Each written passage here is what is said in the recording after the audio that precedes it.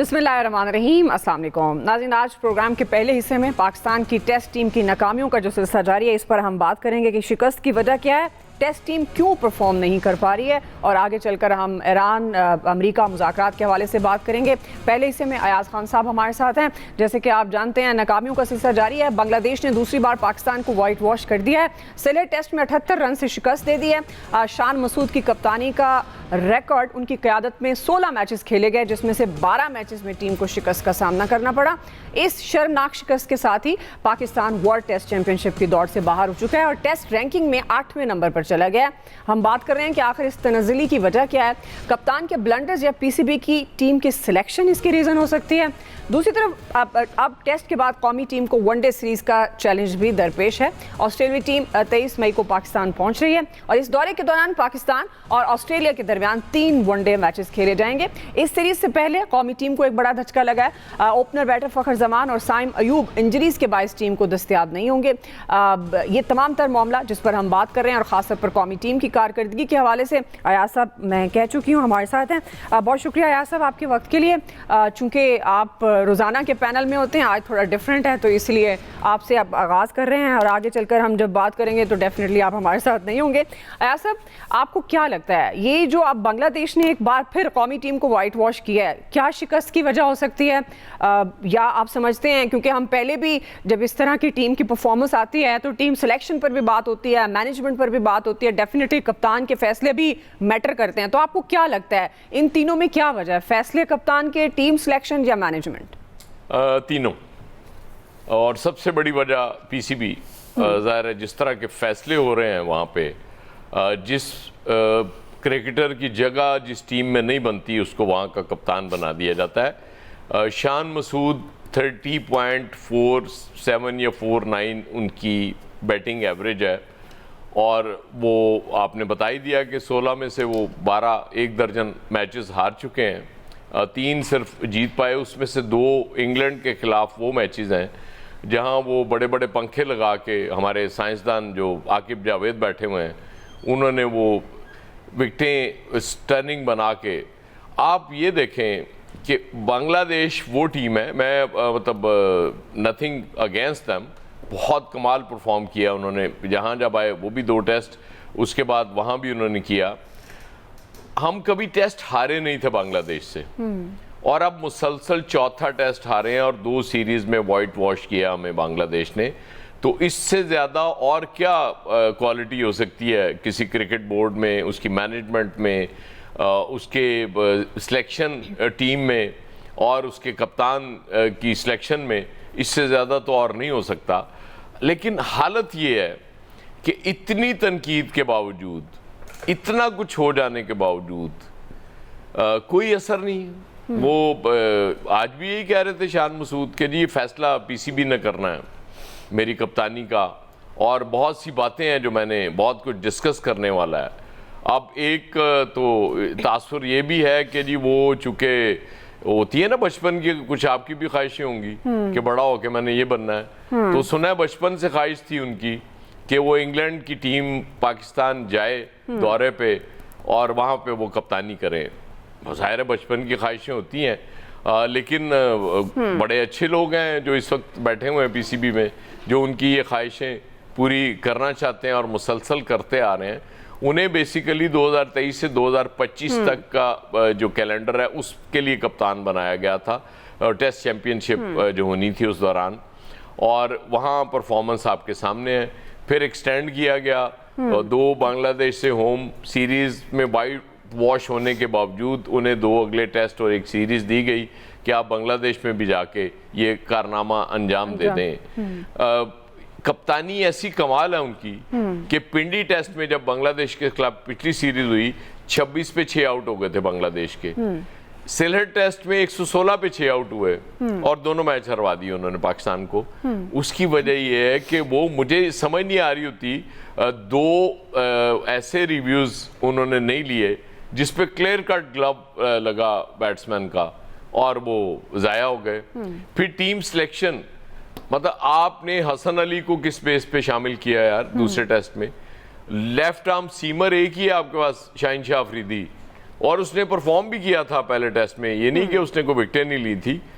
आपने कॉम्बिनेशन बर्बाद कर दिया। लेफ्ट आर्म सीमर होता शायद रिजल्ट डिफरेंट होता। मैं मतलब यकीन से नहीं कह सकता, वो तो जाहिर है तुक्का ही लगना था पाकिस्तान का जब कप्तान इस तरह का आपने रखा हुआ है। फिर सबसे बड़ा देखे ना बुज़दिली की इंतहा क्या है कि आपने वो 2 यंगस्टर्स खिलाए, दूसरा टेस्ट वो खेल रहे हैं, और वो जो अब्दुल्ला है वो बेचारा 2 50s कर चुका है 1 डाउन पोजीशन पे पहले मैच में, रिकॉर्ड बनाया उसने, उसको आप ओपन करा रहे हैं। आप जबकि ओपन खुद करते रहे हैं और करते हैं, आपने उसको ओपन भिजवाया कि 2 यंगस्टर्स को आपने कुर्बानी का बकरा बनाया। यार आप खुद ओपन जाए ना। आजान अवैस को भी कोई हौसला हो कि जी मेरा कप्तान, मेरा सीनियर मेरे साथ बैटिंग कर रहा है, और शायद वो भी बेहतर परफॉर्म कर जाता, लेकिन आपको खुद पे इतना कॉन्फिडेंस ही नहीं है क्या ओपन जाके परफॉर्म कर सकते हैं। देखिए कप्तान लीडिंग फ्रॉम द फ्रंट कहते हैं कप्तान को। कप्तान जब खुद परफॉर्म करता है तो फिर वो हर प्लेयर से परफॉर्मेंस ले सकता है। अभी भी अगर पीसीबी ये सोच रहा है और ज़राए के हवाले से खबरें चला रहा है कि जी वो ईशान मसूद के मुस्ताफी होने का इम्कान, वो खुल के सामने आओ भाई। क्या मतलब वो को बॉन्ड भर के दिया हुआ है ईशान मसूद को कि उसको हटा नहीं सकते? बिल्कुल अनाउंस करो कि इस बदतरीन परफॉर्मेंस के बाद कुछ तो लोगों को दिल को ठंडक पड़े। लेकिन ऐसे ये फेवरेटिज्म होती है जब एक कैप्टन परफॉर्म नहीं कर रहा, टीम के इश्यूज हैं, फिर जिस ऑर्डर पे जिस प्लेयर को खेलना चाहिए वो उस पर नहीं भेज रहे, तो क्या ये फेवरेटिज्म इसमें आ जाता है? दायरा जब टेस्ट में परफॉर्म नहीं करेगी, बांग्लादेश से मुसलसल आप हार रहे हैं, तो ठीक है टीम मैनेजमेंट सिलेक्शन है, लेकिन आपको लगता है कि ये फेवरेटिज्म ज़्यादा फॉल करती है? ये समझ से बाहर है, ये फेवरेटिज्म से आगे की चीज है दुआ। फेवरेटिज्म तो हर जगह होती है ना, लेकिन मसला क्या है, मैं ये हमेशा कहा करता हूँ, लोग इस पे वो कहते हैं जी फेवरेटिज्म नहीं होना चाहिए कहीं भी। मैं कहता हूँ यार होनी चाहिए, क्यों नहीं होनी चाहिए? अगर तो आपके फेवरेट्स परफॉर्म करने वाले हैं, आप बतौर एक सरबराह बात कर लेना, इदारा छोड़े, आप एक बतौर एक किसी महकमे का या इदारे का सरबराह हैं या कुछ आप लीड कर रहे हैं किसी चीज़ में, अगर तो आप काम करने वालों को अपना फेवरेट रखेंगे तो वो आपकी नेकनामी में इजाफा होगा, परफॉर्मेंस भी बेहतर होगी। नालायकों को, नखिद लोगों को अगर आप अपना फेवरेट रखेंगे तो रिजल्ट्स ये आएंगे जो पीसीबी हमें दे रहा है मुसलसल क्रिकेट में। बस इतना ही फर्क है। सही। आया सब, जैसे आप जानते हैं वनडे सीरीज के लिए ऑस्ट्रेलिया की टीम पाकिस्तान है, अब फ़खर जमान, साइम अयूब के बारे में ये खबरें हैं कि वो टीम में अवेलेबल नहीं होंगे, तो ये ऑस्ट्रेलिया के खिलाफ वनडे सीरीज आपके ख्याल में कितना बड़ा चैलेंज होगा? देखिए चैलेंज कुछ नहीं होता दुआ। मैं हमेशा कहता हूं कि right man for the right job. Youngsters बेशुमार आपके पास मौजूद हैं। फ़खर जमान आप कह सकती हैं धचका या नुकसान आप कह सकती हैं। साइम अयूब तो बेचारा बिल्कुल आउट ऑफ फॉर्म हुआ हुआ है। वो चूंकि गैर निसाबी सरगर्मियों में जल्दी पड़ गया, शोहरत और पैसा ज़्यादा आ गया, तो फिर बड़ा मुश्किल हो जाता है किसी यंगस्टर के लिए उससे निकलना। फ़खर जमान अलबत्ता ज़ाहिर है वो मैच विनिंग हमारा प्लेयर है, लेकिन कोई इशू नहीं है। बेशुमार अब मसला वही आएगा ना कि क्या सिलेक्शन कमेटी में आपकी इतनी सलाहियत है कि वो ठीक अच्छे प्लेयर्स को चूज़ कर सके, यंगस्टर्स को भी, या वहाँ भी वो कोई सिफारिश को पर्ची चलेगी, फिर टीम में लड़के आएंगे तो फिर आप समझेंगे आपके लिए बहुत मुश्किल होने वाली है। वरना कोई इशू ही नहीं है, आप होम ग्राउंड पे ऑस्ट्रेलिया के खिलाफ खेल रहे होंगे और ऑस्ट्रेलिया फुल स्ट्रेंथ के साथ भी नहीं आ रही होगी। जाहिर है उनके प्लेयर्स आईपीएल में बिजी हैं, कोई इशू ही नहीं है। सिर्फ टीम सिलेक्शन जब हो जाएगी उसके बाद हम इस पे बात सही है, बिल्कुल जी, और यही इंपॉर्टेंट है और इसी पे पीसीबी को सोचना चाहिए। बहुत शुक्रिया अयाज साहब आपका। अभी हम नाज़रीन एक ब्रेक ले रहे हैं जी, ब्रेक से वापस आएंगे। अमेरिका ईरान के दरमियान जो कशीदगी है और उसमें जो सिफारती महाज पर इस वक्त हलचल देखने में आ रही है, इसी पर बात करेंगे। हमारा रेगुलर पैनल फैसल साहब, नवीद साहब, इलियास साहब और खालिद कयूम साहब हमारे साथ होंगे। हमारे साथ रहिए।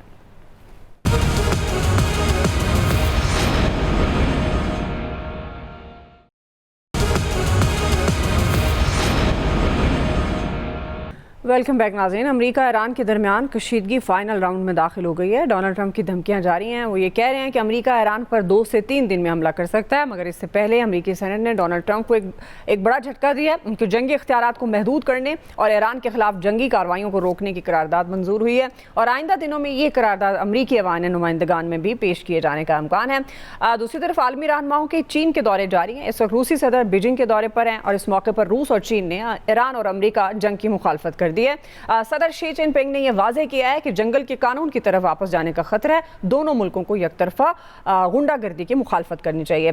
पाकिस्तान की जो मुज़ाकरात की कोशिशें हैं वो भी जारी हैं। वज़ीर दाखिला मोहसिन नकवी 24 घंटे में दूसरी बार ईरान पहुंचे हैं, जहां उनके ईरानी क़यादत से अहम मुलाकातें मुतवक्के हैं। इसी से मुतल्लिक सवाल फैसल साहब, नवीद साहब, इलियास साहब, खालिद कयूम साहब हमारे साथ ही हैं। नवीद साहब, आपसे आगाज़ कर रही हूँ, चूँकि अब ये जो सिफारती महाज पर एक हलचल देखने में आ रही है मशरिक़ वस्ता की सूरत हाल को लेकर, लेकिन साथ ही ट्रंप अभी भी कह रहे हैं कि ईरान ने मुआहदा ना किया तो अच्छा नहीं होगा और वो ये भी समझते हैं कि नेतन्याहू को वो जो कहेंगे वो करेंगे। तो इस सारी सूरत हाल में जो सिफारती महाज से मुतल्लिक अगर बात की जाए, क्योंकि पहले भी एक कामयाबी तो हुई मुज़ाकरात की सूरत में, आपको क्या लगता है क्या होने जा रहा है आगे नवीद साहब?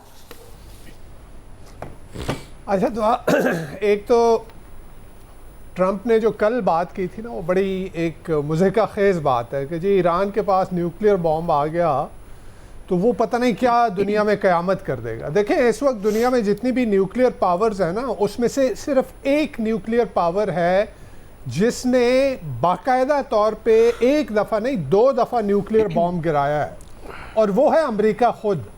तो किसी दूसरे को लेक्चर देने से पहले वो खुद ये देखे कि भाई न्यूक्लियर बॉम्ब ईरान के पास, आप दुनिया को डरा रहे हैं कि ईरान के पास न्यूक्लियर बॉम्ब आ गया तो उसने पता नहीं खत्ते में क्या कर देना है। आपके पास न्यूक्लियर बॉम्ब था और आप सबसे ज़्यादा गैर जिम्मेदार इररिस्पॉन्सिबल न्यूक्लियर स्टेट अमेरिका खुद है, तो वो किसी दूसरे को लेक्चर देने की पोजीशन में तो है ही नहीं। अच्छा, दूसरी बात आते हैं जंग की तरफ कि देखें, जंग अमेरिका अब नहीं कर सकता। मैं जब से सीज़ फायर हुआ था, मैं मुसलसल इसी शो में कहता रहा कि जंग करने की पोजीशन में वो नहीं है। देखें, 37 दिन तक उसने रूथलेस बीमारी की, 20,000 से ज़्यादा टारगेट उसने वहाँ पे जो है वो वहाँ पे उसने हिट किए। उसने अपना वेपन का स्टॉक पाइल जो है डिप्लीट किया। जितने टोमाहॉक क्रूज मिज़ल उसने मारे, जितने उसने जो है वो थॉर्ड मिज़ल जो है वो उड़ाए, इतना कुछ करने के बावजूद अगर वो ऑब्जेक्टिव जो उसके थे कि वहाँ पे रिजीम चेंज करनी है, वहाँ पे जो है वो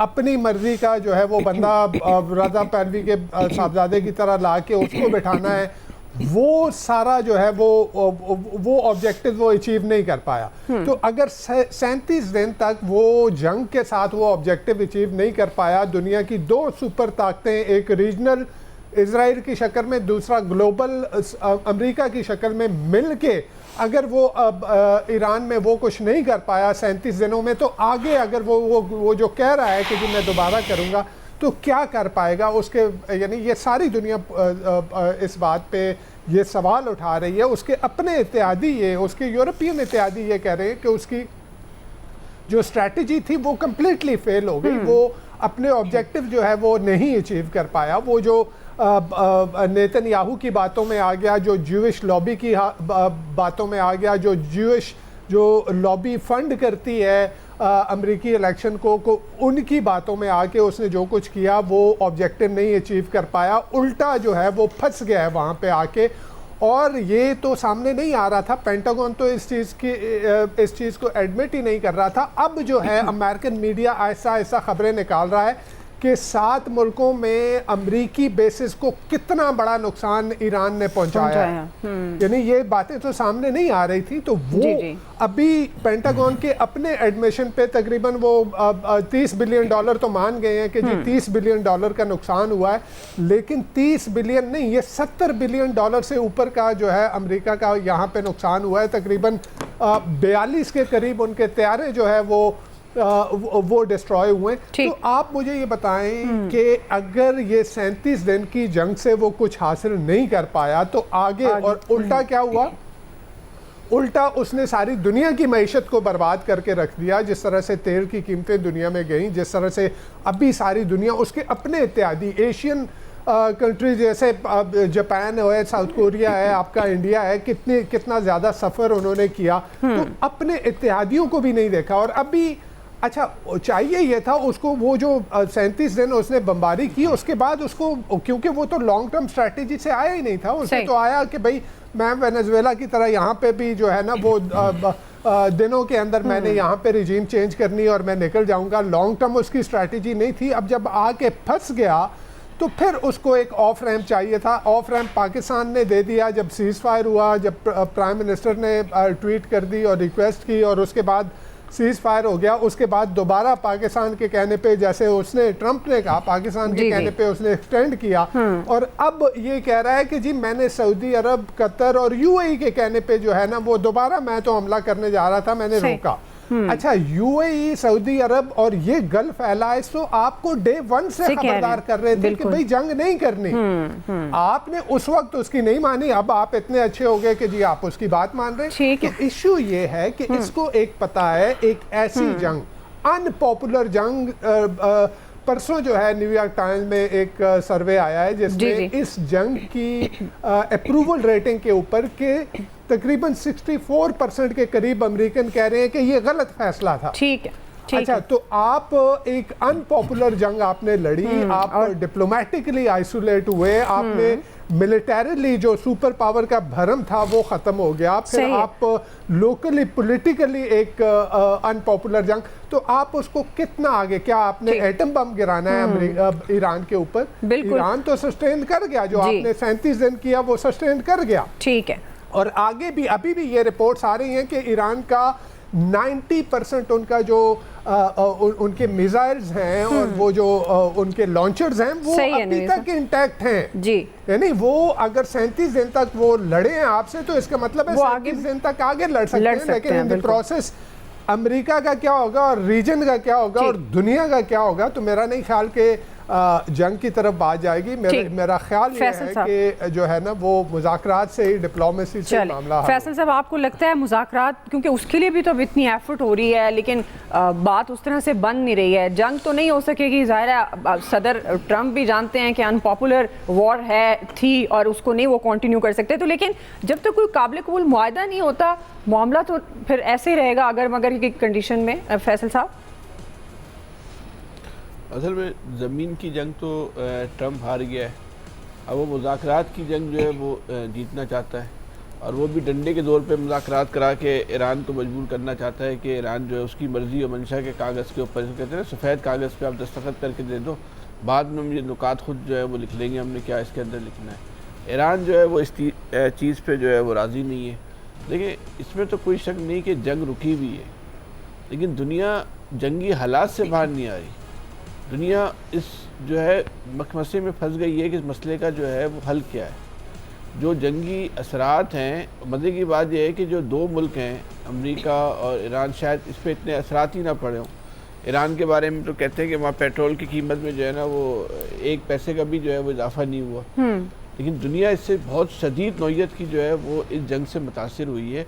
दुनिया ये चाहती है कि ये माहिदा हो जाए जल्द से, हर इंसान ये चाहता है, क्योंकि लोगों के अब एहसाब जवाब दे गए, उनकी क़ुव्वत ख़रीद जो है वो बिल्कुल जो है वो ख़त्म हो चुकी है। महंगाई का जो तूफ़ान है जो इस जंग के बाद आने का शुरू हुआ था, उसकी लहरें जो है वो रुकने का नाम नहीं ले रही। हर रोज़ एक नए सुनामी की शक्ल में आके वो आम आदमी से जो है वो महंगाई की लहरें जो है वो टकरा जाती हैं, पहले से ज़्यादा शिद्दत के साथ।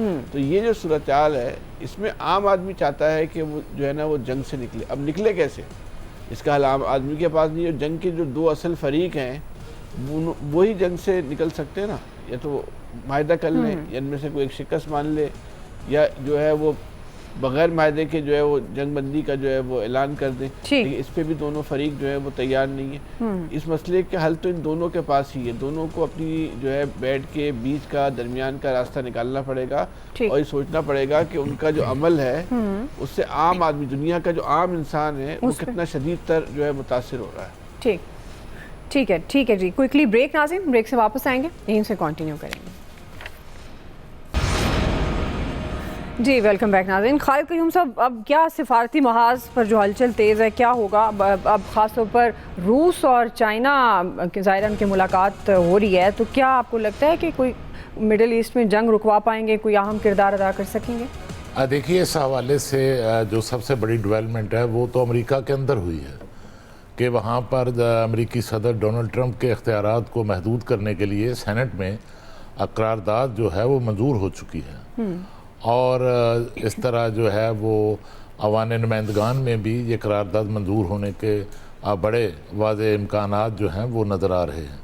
और इससे जो है ये करारदाद जो है इसका मंजूर होना एक अमेरिकी सदर डोनाल्ड ट्रंप के लिए बहुत बड़ा एक दचका है। और इससे वाज़े होता है कि अमेरिका के अंदर जो है वो भी जो है वो अमेरिकी सदर डोनाल्ड ट्रंप पर जो है वो सियासी दबाव जो है वो कितना जो है वो बढ़ रहा है। उसकी वजह ये है कि अमेरिका के अंदर जिस तरह पूरी दुनिया ने इस जंग ने पूरी दुनिया की मीशत को अपनी लपेट में लिया है, उसी तरह इसके जो असरात हैं वो अमेरिका के अंदर अमेरिकी मीशत पर भी जो है वो बड़े बुरी तरह जो है वो असरअंदाज हो रहे हैं। वहाँ पर 3 साल में ये इन्फ्लेशन की बुलंद तरीन सतह जो है उस पर जो है वो पहुंच चुका है।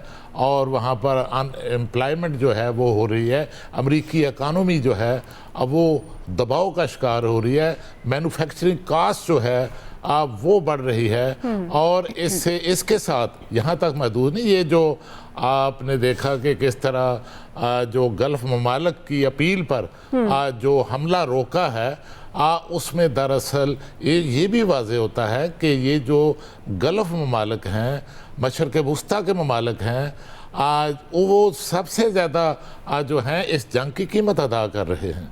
और इस वजह से वो नहीं चाहते कि दोबारा कुछ जंग का माहौल हो, क्योंकि अगर आप देखें तो उनका जो अदाद-ओ-शुमार आ रहे हैं उनके मुताबिक $58 बिलियन के जो तवानाई के असासे हैं गल्फ़ के अंदर वो मुतासर हुए हैं। वहाँ से इन्वेस्टर जो है वो सरमायाकारी नकार रहा है। उनकी जो GDP है उसमें गल्फ़ की GDP में $200 अरब का जो है वो कमी वाक़ है। और इसके साथ दुनिया के दीगर ममालिक भी मुतासर हो रहे हैं, हमारा मुल्क पाकिस्तान भी मुतासर हो रहा है। हमारा जो है वो पहले इस माली साल के पहले 9 माह में हमारा करंट अकाउंट सरप्लस था, अब वो अब 10वें माह जो है अब जो अदाद-ओ-शुमार आए हैं 10 माह तक उसमें जो है वो खसारे में चला गया। सही जी। इलियास साहब आपको क्या लगता है क्या होगा आगे? देखिए, इस वक्त जो है अमेरिका की जानिब से भरपूर तरीके से कोशिश की जा रही है कि ईरान को किसी तरह के दबाव के बातों में ऐसी धमकियां दें ताकि ईरान उसके आगे आ जाए और टेबल की मेज़ पर बैठ जाए मुज़ाकरात की, और उनकी जो तजावीज़ हैं, जो अमेरिका की प्रपोजल्स हैं, उसको मान ले। लेकिन ईरान की जानिब से इस तरह कोई बात नहीं की गई। उन्होंने कहा कि जी अगर अमेरिका ने हमला किया तो भरपूर तरीके से जवाब दिया जाएगा।